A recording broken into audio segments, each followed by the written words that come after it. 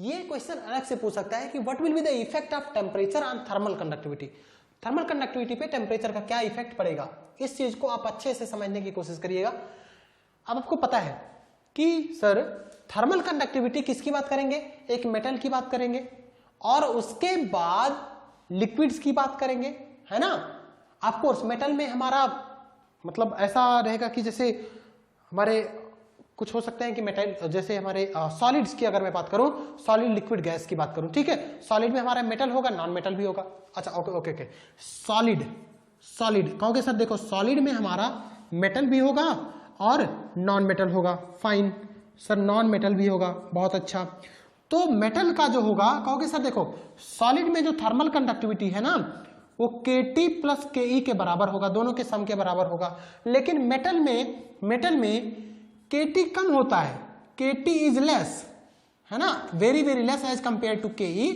अगर free electron ज्यादा हैं, मोस्टली वैसे मेटल्स जो हमारे ज्यादा कंडक्टिव हैं तो यहां पर ये मोस्टली Ke के कारण होते हैं, मोस्टली Ke के कारण होते हैं।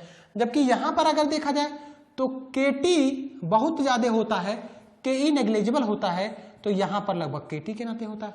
तो जो हमारे नॉन मेटल्स हैं उसमें ड्यू टू Kt के कारण होगा और इसमें due to presence of free electron होगा। ऑफ कोर्स वाइब्रेशन भी होगा। मैं ऐसा नहीं कह रहा हूं कि Kt खत्म हो जाएगा, नहीं Kt खत्म नहीं होने वाला है, मोस्टली Ke के कारण होगा, इसमें Ke रहता नहीं है तो लगभग ये Kt के बराबर हो जाता है। मेरे कहने का मतलब ये नहीं है, सपोज करो ये मैंने बताया था आपको ये 30% है, ये 70% है, लेकिन इसकी वैल्यू चेंज करेगी depending upon type of metal, कैसा है मेटल। ओके, सॉलिड का आपको पता चल गया है, ठीक है फाइन। अब मैं मेटल्स की बात कर रहा हूं, ठीक है, मेटल्स की बात कर रहा हूं। तो मेटल्स में कहोगे सर अभी आपने बताया कि मेटल्स में ना, अगर मेटल्स में थर्मल कंडक्टिविटी आप कहोगे सर तो Kt और Ke दोनों के सम के बराबर होगा। अच्छा आपने कहा था Ke, अरे नहीं, Ke किसके बराबर होगा तब जब Ke बहुत ज्यादा, जिसके पास बहुत ज्यादा फ्री इलेक्ट्रॉन है, very very highly conductive material है, तो उसमें Ke की वैल्यू 90% हो सकता है, मतलब 95% हो सकता है, मतलब बहुत ज्यादा हो सकता है। तो उसके कंपैरिजन में Kt को आप नेग्लेक्ट कर सकते हो, लेकिन ये Ke के बराबर नहीं होगा। इन जनरल मैं इसको Ke के बराबर नहीं लिख सकता, हाँ ये कह सकता हूं कि Kt और Ke के सम के बराबर होगा। इन जनरल Ke की वैल्यू Kt से ज्यादा होगी, लेकिन ये Ke के बराबर नहीं होगा। कुछ स्पेशल केसेस होंगे जहां पर मैं Ke के बारे में for perfect conductors I can write K बराबर Kt, K बराबर Ke not Kt। Fine okay, तो कहोगे सर देखो K अगर मैं बोलूं तो मैं लिख सकता हूं 30 धन 70, 30 प्लस 70, बहुत अच्छा। कहोगे सर देखो अगर मैं टेम्परेचर का इफेक्ट देखना चाह रहा हूं तो मैंने क्या लिखा, with increase in temperature thermal conductivity of metal decreases. अरे ये क्या, ये तो बड़ा गड़बड़ सा वर्ड लिख दिया मैंने ना। जैसे कहोगे सर देखो इफ टेम्परेचर इंक्रीजेज, तो sir vibration increases, very good, vibration increases, fine, vibration increases. कहोगे सर देखो इससे तो Kt की वैल्यू इंक्रीज करेगा, हाँ बिल्कुल इंक्रीज करेगा। लेट मी से नाउ Kt इंक्रीज करके 40 हो गया, Kt इंक्रीज करके 40 हो गया, बट Ke का क्या होगा, Ke का क्या होगा। कहोगे अरे सर Ke तो और मजेदार चीज है, फ्री इलेक्ट्रॉन है ना, उसको आपने और एनर्जी दिया है, वो और टूटेगा, आउटर सेल से बाहर निकलेगा और बाहर होके फिर वो फ्लो करके आगे जाने की कोशिश करेगा, उसके पास एनर्जी ज्यादा हो गई ना। आपने टेम्परेचर दिया, आपने हाई टेम्परेचर दिया है, आपने टेम्परेचर इंक्रीज किया है, तो फ्री इलेक्ट्रॉन जो होंगे उनके पास टेंडेंसी होगी, उनके पास एनर्जी ज्यादा होगा और वो भागने की कोशिश करेंगे, बिल्कुल भागने की कोशिश करेंगे माय डियर, इसमें कोई डाउट नहीं। लेकिन पहले इस दो कंडीशन को देखो, यहां पर ये थर्मामीटर है, यहां पे टेम्परेचर कम है, इनका देख रहे होगे वाइब्रेशन कम हो रहा होगा, ये ज्यादा दूर ट्रेवल कर रहे होंगे, ये ज्यादा दूर ट्रेवल कर रहे होंगे। अब यहीं से आपका कॉन्सेप्ट ये चीज कंफर्म हो जाएगा कि अगर Kt की वैल्यू इंक्रीज कर रहा है तो भी K की वैल्यू डिक्रीज क्यों हो रहा है। कारण क्या होता है, देखो कारण क्या होता है, दिस इज Kt ना, this is Kt, this is Kt, this is Kt, okay. Ke की वैल्यू क्या होता है, Ke की वैल्यू से 50 हो गया। क्योंकि सर ये Kt आप कह रहे हो कि Ke with increase in temperature, Kt with increase in temperature Ke की वैल्यू डिक्रीज हो रहा है और Kt की वैल्यू इंक्रीज कर रहा है, ये कैसे आप कह सकते हो। देखो Kt की वैल्यू इंक्रीज कर रहा है, ये आपको दिख रहा है, देखो कम टेम्परेचर पे कम वाइब्रेशन, ज्यादा टेम्परेचर पे ज्यादा वाइब्रेशन। देख रहे हो ये ज्यादा डिस्टेंस ट्रेवल कर रहा है, ये कम डिस्टेंस ट्रेवल कर रहा है। आप इसको ध्यान से देखिए, ये ज्यादा डिस्टेंस ट्रेवल कर रहे हैं, ये कम डिस्टेंस ट्रेवल कर रहे हैं। कहोगे हाँ सर, तो यानी कि इसकी जो केटी होगी ना, इसका जो थर्मल वाइब्रेशन के नाते होगा, ये केटी, ओके,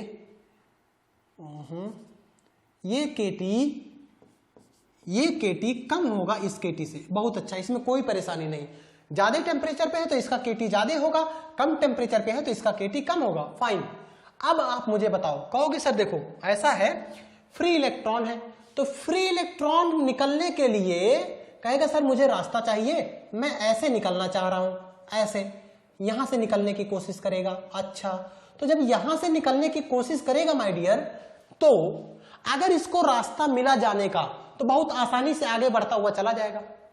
और इसमें क्या होगा, आप देख रहे हो इनके बीच का गैप कम हो जा रहा है। क्यों? क्योंकि ये ज्यादा दूर तक ट्रेवल कर रहे हैं। तो ज्यादा दूर तक ट्रेवल करने के नाते एक इलेक्ट्रॉन ऐसे चल के जा रहा था बेचारा, तब तक इसने आके धक्का मार के इसको रोक दिया। गैप कम हो गया ना। अरे यार ज्यादा दूर तक ट्रेवल कर रहा है तो दो एटम्स के बीच का जो गैप हो गया वो कम हो गया। तो अब इलेक्ट्रॉन को बीच में से निकलने का टाइम कम मिलेगा। मतलब वो निकलने की कोशिश तो करेगा, उसके पास वाइब्रेशन है, एनर्जी ज्यादा है, वो निकलने की कोशिश तो करेगा, लेकिन उसके बीच का जो गैप है वो कम हो गया। गैप है वो कम हो गया माय डियर। और जब गैप कम हो गया तो अब जो फ्री इलेक्ट्रॉन के नाते जो एनर्जी का कंट्रीब्यूशन था, हीट का कंट्रीब्यूशन था, वो कम हो जाएगा कि नहीं? समझ पा रहे हो कि क्यों हो जा रहा है? यहां जैसे समझो, देखो ये ऐसे निकलने जा रहे थे, ये ऐसे निकलने के भाग रहे थे। अब ये क्या हुआ, इनके बीच इतना गैप है कि नहीं? ये देखो इतना गैप मिल रहा है। अब टेम्परेचर बढ़ा दो। कहोगे सर देखो जब टेम्परेचर बढ़ाऊंगा ना तो ये जो गोला है ये ऐसे आएगा, ये गोला ऐसे जाएगा। अब इनके बीच का गैप बहुत कम हो गया। अरे मैं मान ले रहा हूं उतना नहीं होगा, लो इतना कर दिया, बताओ अब इनके बीच का गैप केवल इतना रह गया। इसमें से ज्यादा फ्री इलेक्ट्रॉन निकलेगा, इसमें से और कम। तो केटी की वैल्यू तो बढ़ेगा, लेकिन के की वैल्यू क्या हो जाएगा? घट जाएगा। के की वैल्यू क्या हो जाएगा? घट जाएगा। अब जोड़ लो माय डियर। अब कहोगे सर के की वैल्यू केटी यानी कि 40 प्लस 50 बराबर 90। अरे सर जो 100 था, के की वैल्यू जो 100 था, टेम्परेचर बढ़ाने से 90 आ गया। किसमें? मेटल्स में। मेटल्स की मैं बात कर रहा हूं। कहोगे सर नॉन मेटल? ये मेटल की बात है बच्चा, नॉन मेटल होएगा तो कहोगे सर देखो नॉन मेटल में तो के के बराबर केटी के बराबर होता है। अरे केटी तो बढ़ रहा है, तो नॉन मेटल में अगर टेम्परेचर बढ़ाओगे तो थर्मल कंडक्टिविटी बढ़ेगा। नॉन मेटल में थर्मल कंडक्टिविटी टेम्परेचर बढ़ाने से बढ़ेगा, मेटल में थर्मल कंडक्टिविटी टेम्परेचर बढ़ाने से घटेगा। रीजन आपको समझ में आया? ज्यादा वाइब्रेशन होने से बीच का गैप कम हो जा रहा है, इससे फ्री इलेक्ट्रॉन को ट्रेवल करने के लिए जगह नहीं मिल पा रही है। और हमें पता है कि ज्यादा जो कंट्रीब्यूशन होता है फ्री इलेक्ट्रॉन का होता है मेटल में, तो जब वही नहीं कंट्रीब्यूट कर पा रहा है तो टोटल थर्मल कंडक्टिविटी तो घटनी ही है। मेरे ख्याल से ये चीज क्लियर होगा। ओके, तो let us see some examples. कुछ एग्जांपल्स हम लोग देखते हैं। Let us see some examples. Okay, here is some examples. या ओके, ध्यान से समझने की कोशिश करिएगा। देखिए ये डायमंड है कि हियर देखो diamond type 1, type 2B, type 2A, ये कुछ टाइप्स हैं। ठीक है, जैसे जैसे टेम्परेचर बढ़ा रहे हो, देख रहे हो लाइन नीचे की तरफ आ रही है, इसका मतलब जैसे जैसे टेम्परेचर बढ़ा रहे हैं थर्मल कंडक्टिविटी क्या हो रहा है? घट रहा है। फाइन। सिल्वर का देखो, आप चाहो तो मैं यहां ड्रॉ कर देता हूं, सिल्वर का देखो, सिल्वर का यहां पे देखो ऐसे करके, सिल्वर हो गया, कॉपर हो गया, गोल्ड हो गया, सब का ऐसे आ रहा है, सिल्वर, कॉपर, गोल्ड, इस तरह से नीचे आ रहा है। मतलब जैसे जैसे ये टेम्परेचर होता है, ये टेम्परेचर है और ये थर्मल कंडक्टिविटी है, तो जैसे जैसे टेम्परेचर बढ़ा रहे हैं थर्मल कंडक्टिविटी घट रहा है। देखो यहाँ पे ये सिल्वर है, ये गोल्ड है, कॉपर है, ये वाला किसका है? गोल्ड का। एल्यूमिनियम के साथ देखो यहां पर उन्होंने थोड़ा सा ऐसे दिखाया है, थोड़ा सा क्लोज कर दिखाया है, बट मैं एल्यूमिनियम को थोड़ा सा डिटेल में बताता हूं, क्योंकि एल्यूमिनियम का थोड़ा सा एक्सेप्शनल केस है। एल्यूमिनियम का एक्सेप्शनल केस है। ये हो गया ना, ये सिल्वर हो गया, ये कॉपर हो गया, ये गोल्ड हो गया। अब मैं इसको हटा देता हूं, ठीक है। एल्यूमिनियम का देखो, एल्यूमिनियम को अच्छे से समझने की कोशिश करिए। देखो ये होता है लगभग 130 डिग्री सेल्सियस और ये होता है 170 डिग्री सेल्सियस, ठीक है। ओके, मैं थोड़ा सा मैग्नीफाइड स्केल में बना रहा हूं, इतना ज्यादा आपको जरूरी नहीं है, लेकिन फिर भी अगर आप इन सब चीजों को लिखते हो तो बहुत बहुत अच्छा मतलब आपका रिमार्क मिलेगा, काफी अच्छे मार्क्स मिलने वाले हैं। आप देखो ऐसे होता है, ऐसे होगा, ठीक है। ओके ठीक है, कोई बात नहीं, ऐसा ही सपोज करो। ओके, कुछ दूर जाने के बाद आपने देखा होगा, यहाँ पे देखो, यहाँ पे डॉटेड लाइन, डॉटेड पॉइंट्स दिख रहे हैं, ये डॉटेड हुआ, फिर ये ऐसे, ये क्या है, कॉन्टिन्यूअस लाइन है, मतलब ये सॉलिड है, ठीक है। डॉटेड लाइन है मतलब ये लिक्विड हो गया, जैसे लिक्विड एल्यूमिनियम हो गया है ना, आपने इसको पिघला दिया है, लिक्विड एल्यूमिनियम हो गया। अब कहोगे सर ये क्या कर दिया आपने, आपने कहा है कि थर्मल कंडक्टिविटी इंक्रीज करती है, डिक्रीज करती है विद इंक्रीज इन टेम्परेचर, लेकिन यहां तो कहानी अलग दिख रहा है कुछ। हाँ, एल्यूमिनियम एक एक्सेप्शनल केस है, एल्यूमिनियम एक एक्सेप्शनल केस है। अगर टेम्परेचर ओहो 130, ये 370 के करीब होता है, it's not exact value as far as I memorise, it's nearly 370 degree के सेल्सियस के करीब होता है। ये हमारा 370 degree Celsius, this is 130, this is 370। अच्छा, अगर टेम्परेचर 130 डिग्री सेल्सियस से कम है, किसका, एल्यूमिनियम का, तो अगर आप टेम्परेचर बढ़ाओगे तो क्या होगा, thermal conductivity, if temperature increases thermal conductivity increases. Okay, अगर टेम्परेचर 370 डिग्री सेल्सियस से ज्यादा हुआ तो अगर आपने टेम्परेचर इंक्रीज किया तो थर्मल कंडक्टिविटी क्या होगा, डिक्रीज करेगा। तो ये थोड़ा सा एक्सेप्शनल केस है, ये थोड़ा सा क्या है माय डियर, एक्सेप्शनल केस है। ये वो रीजन है जिसमें थर्मल कंडक्टिविटी का चेंज देखने को मिलता है, इंक्रीज होता है उसके बाद डिक्रीज होता है, ठीक है। और लिक्विड एल्यूमिनियम का थर्मल कंडक्टिविटी भाई सॉलिड से ज्यादा होगा और लिक्विड का कम होगा। तो यहां पर देख रहे हो एल्यूमिनियम का, देख रहे हो यहां से ग्राफ नीचे आया है, फिर ये इस तरह से गया है, ये लिक्विड एल्यूमिनियम का है, ये वाला नीचे आने के बाद ये वाला इधर गया है। तो एक्सेप्शनल केस क्या है, इसका एक्सेप्शनल केस है एल्यूमिनियम। और भी कोई एक्सेप्शनल केस है, यस, और भी एक एक्सेप्शनल केस है यूरेनियम। यूरेनियम क्योंकि सर यूरेनियम में क्या होता है, यूरेनियम में ये होता है माय डियर कि जब टेम्परेचर इंक्रीज करते हैं ना तो जो के की वैल्यू होती है वो बढ़ने लगती है, फ्री इलेक्ट्रॉन की वैल्यू बढ़ने लगती है, तो नंबर ऑफ फ्री इलेक्ट्रॉन बढ़ने लगते हैं। इस नाते यूरेनियम में भी टेम्परेचर बढ़ाने से थर्मल कंडक्टिविटी बढ़ती है। तो दो कंडीशन हुए, मेटल में कौन कौन से एक्सेप्शनल केसेज हुए, एक्सेप्शनल केसेज हुए यूरेनियम और aluminium. Temperature range 130 370, exact value कोई जरूरी नहीं है, लेकिन फिर भी आप इसको लिखो, अगर आप याद रख सकते हो तो इट विल बी रियली भी बहुत अच्छा होगा, आप यहां से अच्छे मार्क्स रिसीव कर सकते हैं। और बाकी कोई भी देख लो, जैसे सिल्वर है, गोल्ड है, प्लेटिनम है, आयरन है ना, देखो सारे के सारे वैल्यू डायरेक्टली हमारे क्या हो रहे हैं, डिक्रीज होते जा रहे हैं, डायरेक्टली हमारे क्या हो रहे हैं, डिक्रीज हो रहे हैं। क्लियर है, कोई इसमें doubt? Okay, I don't think ये सब चीजें आपको क्लियर हो गई होंगी कि एल्यूमिनियम का क्या रेंज है, कि जिसमें हमारा थर्मल कंडक्टिविटी इंक्रीज करता है टेम्परेचर बढ़ाने से और उसके बाद वो डिक्रीज करता है। यूरेनियम में क्यों इंक्रीज करता है, due to increase in number of free electron, number of free electron increase करने लगते हैं तो उनका कंट्रीब्यूशन भी इंक्रीज करने लगता है।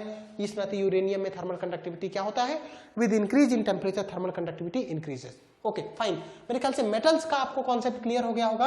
अब हम लोग देखते हैं नॉन मेटल्स का, मतलब मेटल, नॉन मेटल तो क्लियर है, मेटल का मैंने बता दिया था, नॉन मेटल बता दिया था। नॉन मेटल को मैंने क्या बोला था कि के जो होगा वो केटी के बराबर होगा, लगभग के की वैल्यू 0 होगा, तो टेम्परेचर बढ़ाने से नॉन मेटल की थर्मल कंडक्टिविटी हमेशा इंक्रीज करेगी, हमेशा क्या होगी, इंक्रीज करेगी।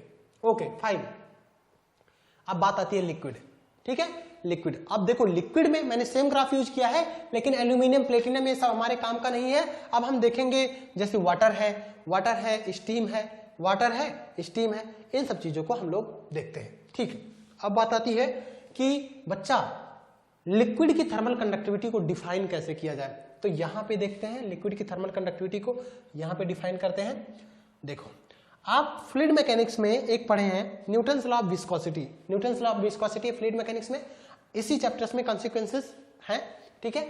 अब देख लो यहाँ पे न्यूटन लॉ ऑफ विस्कोसिटी क्या आता है, tau is equal to mu times du over dy, ठीक है, ठीक है। ये जो इक्वेशन होता है ये बेसिकली किसके लिए डिफाइन होता है, this is one dimensional flow होना चाहिए, है ना, न्यूटोनियन फ्लूइड होना चाहिए। और ये जो हमारा है ये रेट ऑफ शियर स्ट्रेन होता है डी थीटा बटे डी टी ना, लेकिन वो सब हमें जानने की जरूरत नहीं है, वो फ्लूइड मैकेनिक्स का पार्ट है, हमें कुछ जानने की जरूरत नहीं। आपको बस इक्वेशन दिख रहा है ना, बस इससे ज्यादा आपको जरूरत नहीं है। अदरवाइज अगर आप देखना चाहो तो ये जो इक्वेशन है बेसिकली वन डायमेंशनल के लिए डिफाइंड है, और जब यहाँ पे डी थीटा बटे डी टी है तो ये थ्री डायमेंशनल फॉर्म में भी लिखा जा सकता है, ठीक है। Rate of shear strain basic जो स्टेटमेंट होता है न्यूटन्स लॉ का, रेट ऑफ मतलब जो शियर स्ट्रेस है that is directly proportional to rate of shear strain होता है, वेलोसिटी ग्रेडियंट नहीं होता है। फिर बाद में उसको वन डायमेंशनल फॉर्म के लिए उसको वेलोसिटी ग्रेडियंट के फॉर्म में लिखा जाता है। तो ये सब चीजें हमें ज्यादा जरूरत नहीं है, लेकिन मैं कुछ चीजें यहां पे बता दूं, जैसे हियर यहां देखिए ये क्या है, ये म्यू क्या है, क्योंकि सर देखो म्यू जो है ना ये डायनेमिक विस्कोसिटी है, म्यू क्या है, ये डायनेमिक विस्कोसिटी है, ओके, डायनेमिक विस्कोसिटी। यहां से चीजें क्लियर हो जाएंगी, dynamic viscosity, okay fine. Tau क्या है, टाउ क्या है, दिस इज टाउ हमारा क्या है, शियर स्ट्रेस, है ना, this is shear stress, shear stress, okay. And ये क्या है, ये वेलोसिटी ग्रेडियंट है, ये हमारा क्या है, वेलोसिटी ग्रेडियंट है, ये हमारा क्या है, वेलोसिटी ग्रेडियंट है, ओके। कहोगे सर देखो ये तो ठीक है, आपने बहुत ज्यादा इसमें प्रूफ वगैरह नहीं बताया है ना, इसकी जरूरत है। एक मैंने अभी आपको प्रूफ बताया था, वो है प्रूफ क्या, मैंने उसको समझाया था अच्छे से, फोरियर्स लॉ ऑफ हीट कंडक्शन जो हमारे लिए जरूरी है। फोरियर साहब कहते हैं कि जो क्यू डॉट होगा ना, क्यू डॉट ये बराबर होगा, ओके मैं क्यू डॉट को स्मॉल क्यू बता देता हूं, ओके ओके फाइन, पहले इसको लिख देता हूं, K A D T over D X, कहोगे ठीक है सर, या del theta over del X लिख सकते हो, कोई परेशानी नहीं मुझे, K A del theta over del of X, कोई परेशानी नहीं मुझे, ठीक है अच्छी बात है। इसको सर ऐसा करो स्मॉल क्यू कर दो, तो स्मॉल क्यू जो आएगा, स्मॉल क्यू जो आएगा K D T over D X, K D T over D X, या इसको लिख सकते हैं K D theta over D X, K D theta over D X. बहुत अच्छा, क्योंकि सर देखो दो इक्वेशन को अगर आप ध्यान से समझो, दो इक्वेशन को आप ध्यान से देखने की कोशिश करो तो कुछ सिमिलरिटी नजर आ रही है, कुछ सिमिलरिटी नजर आ रही है। देखो इस इक्वेशन को देखो, एक ये वाला इक्वेशन, और दूसरा इस इक्वेशन को देखो सर, इस इक्वेशन को देखो बच्चा, तो कुछ ना कुछ सिमिलरिटी देखने को मिल रही है। क्योंकि सर देखो यहां पे एक म्यू दिख रहा है, यहां पे क्या दिख रहा है मुन्ना, यहां पे मुन्ना म्यू दिख रहा है, और यहां पर के दिख रहा है, ठीक है, यहां पे म्यू दिख रहा है, यहां पे के दिख रहा है। ये भी क्या होता है, ये भी एक कांस्टेंट ऑफ प्रोपोर्शनैलिटी होता है, ये भी एक कांस्टेंट ऑफ प्रोपोर्शनैलिटी होता है। तो मैंने ये कहा कि कहीं ना कहीं जो फ्लूइड के लिए है, जो फ्लूइड के लिए है, mu and thermal conductivity are analogous, mu and thermal conductivity both are analogous my dear, both are analogous. इसका मीनिंग क्या हुआ, अगर if, okay if my dear, if mu की वैल्यू इंक्रीज करेगा तो के की वैल्यू क्या होगा, इंक्रीज करेगा, म्यू की वैल्यू इंक्रीज करेगा तो के की वैल्यू क्या होगा, इंक्रीज करेगा। अब बात आती कि सर ठीक है हम यहां से तो कंक्लूड कर लेंगे, आप ये बताओ लिक्विड म्यू की वैल्यू, कहोगे सर देखो दो हैं, एक लिक्विड है और एक गैस है, फ्लूइड का मीनिंग दो हुआ, ये तो लिक्विड है या तो गैस है। कहोगे सर लिक्विड में सर विस्कोसिटी किस कारण से होती है मुन्ना, विस्कोसिटी जो होती है लिक्विड्स में वो उसका कारण ये होता है, विस्कोसिटी लिक्विड में क्यों कारण होता है, क्या रीजन होता है, वो रीजन ये होता है कि जैसे इनके बीच में क्या होता है, इंटरमॉलिक्यूलर फोर्स ऑफ अट्रैक्शन, ये देखिए cohesive forces, intermolecular force of attraction ऐसे लगता है, सब में हमारा क्या लग रहा है, फोर्स ऑफ अट्रैक्शन लग रहा है, इंटरमॉलिक्यूलर फोर्स ऑफ अट्रैक्शन लग रहा है, fine, intermolecular force of attraction लग रहा है। अब कहोगे सर देखो अब टेम्परेचर इंक्रीज करूंगा मैं लिक्विड की मैं बात कर रहा हूं, लिक्विड की बात कर रहा हूं। तो लिक्विड में जैसे आपने टेम्परेचर इंक्रीज किया, ये लोग दूर दूर भागने की कोशिश करेंगे। तो कहोगे सर जो इंटरमॉलिक्यूलर फोर्स ऑफ अट्रैक्शन होगा, intermolecular force of attraction, intermolecular force of attraction, या बोल दिया कि कोहेसिव फोर्सेस जो आपस में लग रहा था, ये चीज क्या होगा, डिक्रीज करेगा। ये चीज क्या होगा, डिक्रीज करेगा। अब जब ये डिक्रीज करेगा माय डियर, तो डायनेमिक विस्कोसिटी हमारा क्या होना है, डिक्रीज करेगा, है ना। विस्कस होने का मीनिंग क्या हुआ कि इंटरमॉलिक्यूलर फोर्स ऑफ अट्रैक्शन बहुत स्ट्रांग है, तभी तो हमारा विस्कस ज्यादा है ना। लाइक अगर हम दो एग्जांपल ले, we have honey and we have, suppose we have mercury and we have water, water है और मरकरी है, तो स्पेसिफिक डेंसिटी ऑफ, आप डेंसिटी के फॉर्म में लिखो, है ना। तो वाटर की डेंसिटी 1000 kg पर मीटर क्यूब है और उसकी डेंसिटी कितना है, 13600 kg पर मीटर क्यूब। तो वैल्यू स्पेसिफिक ग्रेविटी के फॉर्म में लिख सकते हो, तो 1.36 एंड 1 के फॉर्म में आता है। तो इसी तरह विस्कोसिटी भी लिख सकते हो, है ना, विस्कोसिटी की वैल्यू भी है। मेरे कहने का मतलब हुआ अगर कोई फ्लूइड ज्यादा विस्कस है तो उसका मॉलिक्यूलर फोर्स ऑफ अट्रैक्शन, है ना, फोर्स बहुत, उसकी बॉन्डिंग जो होगी वो बहुत स्ट्रांग होगा। तो अब टेम्परेचर बढ़ाने से लिक्विड की बॉन्डिंग जो होगी वो कम होगा, यानी कि इंटरमॉलिक्यूलर फोर्स ऑफ अट्रैक्शन कम होगा। तो कहोगे सर इसके नाते ना, इसके नाते डायनेमिक विस्कोसिटी कम हो जाएगी, किसकी, लिक्विड की। अच्छा, क्योंकि सर गैस के साथ क्या होता है, गैस के साथ ये होता है इंटरमॉलिक्यूलर मोमेंटम एक्सचेंज, मतलब वो जितना तेजी से टकराएगा वो उनकी विस्कोसिटी ज्यादा होती है। यानी कि जब ये टेम्परेचर बढ़ाओगे तो इंटरमॉलिक्यूलर मोमेंटम में जो एक्सचेंज होगा, यानी कि जैसे टेम्परेचर बढ़ाया तो ज्यादा तेज से वाइब्रेट करेगा, तो वाइब्रेट करेगा, ये तेजी से लड़ेगा। वेलोसिटी P बराबर होता है m इंटू वी। अरे भाई मास तो चेंज करेगा नहीं, तो वेलोसिटी चेंज करेगा। मोमेंटम बढ़ रहा है, वेलोसिटी बढ़ने से मोमेंटम बढ़ रहा है, तो इसके नाते यहां पर हमारा with increase in temperature viscosity क्या होता है, विस्कोसिटी क्या होता है, इंक्रीज होता है। विस्कोसिटी क्या होता है, इंक्रीज होता है। तो आपने देखा कि टेम्परेचर का effect mu of liquid and mu of gas दोनों पे अलग अलग हुआ। म्यू ऑफ लिक्विड पे एंड म्यू ऑफ गैस, आपने क्या देखा, कहा भाई जो म्यू ऑफ लिक्विड है अगर टेम्परेचर इंक्रीज किया गया, इफ टेम्परेचर इंक्रीज किया गया then mu of liquid decreases, और वहीं अगर टेम्परेचर इंक्रीज किया गया तो म्यू ऑफ गैस क्या होता है, इंक्रीज कर गया। तो कहोगे सर जैसे आपने कहा था कि एनालॉगस है, तो थर्मल कंडक्टिविटी भी तो ऐसे ही होगी, इसका मीनिंग क्या हुआ, हमारे पास ये कॉलम है किसके लिए है, ये लिक्विड के लिए है, ये हमारा किसके लिए है, लिक्विड के लिए, और ये हमारा गैस के लिए। तो with increase in temperature dynamic viscosity mu decreases, gas की dynamic viscosity mu increases. Okay, तो इसके नाते जो थर्मल कंडक्टिविटी है वो डिक्रीज हो जाती है, और यहाँ पे थर्मल कंडक्टिविटी क्या होती है, इंक्रीज हो जाती है। समझ पा रहे हो, with increase in temperature dynamic viscosity of liquid decreases, तो थर्मल कंडक्टिविटी भी डिक्रीजेस।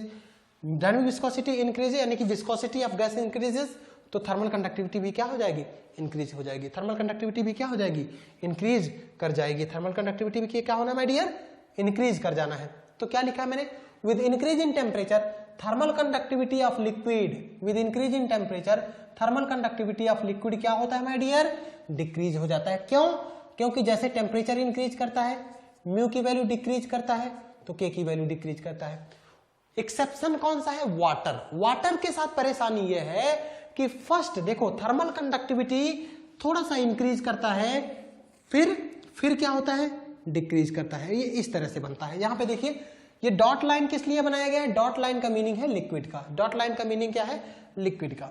ये वाटर के साथ है, ये वाटर के साथ है, ओके, ये वाटर के साथ। कहोगे सर अच्छा आप ये बताओ अगर वाटर है और स्टीम है, वाटर है और स्टीम है, तो थर्मल कंडक्टिविटी किसकी ज्यादा होगी, अरे my dear thermal conductivity water की ज्यादा होगी ना, स्टीम की होगी। स्टीम जो होगा उनका मॉलिक्यूलर फोर्स ऑफ अट्रैक्शन कम होगा, उनके बीच बॉन्डिंग कम होगी, वो फ्री होंगे उनके मॉलिक्यूल्स ट्रेवल करने के लिए। तो थर्मल कंडक्टिविटी वाटर का हमेशा ज्यादा होगा, थर्मल कंडक्टिविटी ऑफ वाटर का ज्यादा होगा। K of water is more than K of steam. इस नाते देखो वाटर यहां पर है और स्टीम यहां पर है, वाटर यहां पर है और स्टीम यहां पर है। क्लियर है, फाइन। लिक्विड के केस में हो गया। ओके सर देखो अगर लिक्विड के केस में हो गया तो गैस वाले केस में भी एज यूजुअल है, इसका जस्ट अपोजिट था। With increase in temperature thermal conductivity of thermal conductivity this gas, thermal conductivity of gases क्या होंगे, with increase in temperature the thermal conductivity of gases क्या होने हैं, इंक्रीज करना है। जैसे देखो एयर का अगर देखा जाए, एयर, हियर ऑर्गन है ना, हीलियम, सारे के सारे का देखो क्या हो रहा है, टेम्परेचर हमारा क्या हो रहा है, with increase in temperature thermal conductivity क्या हो रहा है, इंक्रीज हो रहा है। यहां पे देख लेते हैं, विद इंक्रीज इन टेम्परेचर, जैसे यहां पे देख लेते हैं, विद इंक्रीज इन टेम्परेचर क्या हो रहा है, हियर, यहां पर, ठीक है, यहां ये,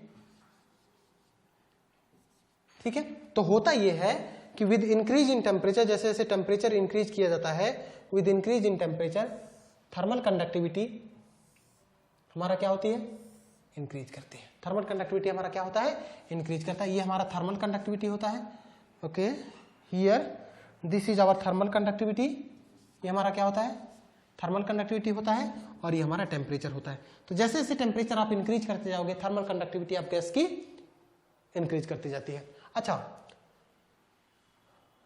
और जैसे आपके पास है, सपोज करो हाइड्रोजन और हीलियम दो हैं, ठीक है, तो इसका मॉलिक्यूलर वेट 2 हो गया, इसका मॉलिक्यूलर वेट 4 हो गया, ठीक है। तो with increase in molecular weight, अगर मैं मॉलिक्यूलर वेट की बात करूं तो मॉलिक्यूलर वेट के नाते अगर मॉलिक्यूलर वेट इंक्रीज कर रहा है तो थर्मल कंडक्टिविटी क्या होगा, डिक्रीज करता है।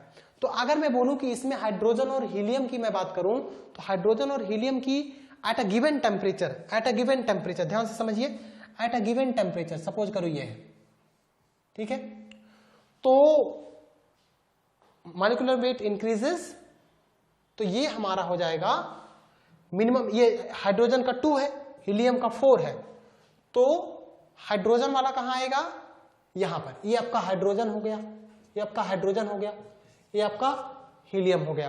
कहोगे सर एयर एटमॉस्फेरिक एयर, तो एयर की अगर मैं बात करूं तो ये नियरली 28.96 के करीब होता है मॉलिक्यूलर वेट। तो एयर हमारा कहां आना चाहिए, एयर हमारा यहां पे आना चाहिए, एयर हमारा कहां आना चाहिए, एयर हमारा यहां पे आना चाहिए, ठीक है, क्लियर, समझ पा रहे हो। With increase in molecular weight, जैसे जैसे मॉलिक्यूलर वेट इंक्रीज करेगा थर्मल कंडक्टिविटी क्या होता है, डिक्रीज कर जाता है। तो मॉलिक्यूलर वेट जैसे इंक्रीज किया, इसका मॉलिक्यूलर वेट हो गया 2, इसका हो गया 4, इसका हो गया 28.96। तो जिसका मॉलिक्यूलर वेट ज्यादा उसकी थर्मल कंडक्टिविटी माय डियर कम, इसकी थर्मल कंडक्टिविटी क्या होना है, कम होना है, इसकी थर्मल कंडक्टिविटी कम होना है। देखो यहाँ पे थर्मल कंडक्टिविटी कम है, यहाँ पे थर्मल कंडक्टिविटी ज्यादा है, यहाँ पे थर्मल कंडक्टिविटी सबसे ज्यादा है, क्लियर है। तो गैस के केस में 2 केसेस हैं, एक तो टेम्परेचर बढ़ाने से थर्मल कंडक्टिविटी बढ़ रही है, with increase in temperature thermal conductivity बढ़ रही है, with increase in molecular weight thermal conductivity decreases, molecular weight increase करने से थर्मल कंडक्टिविटी डिक्रीज हो जाती है, ठीक है।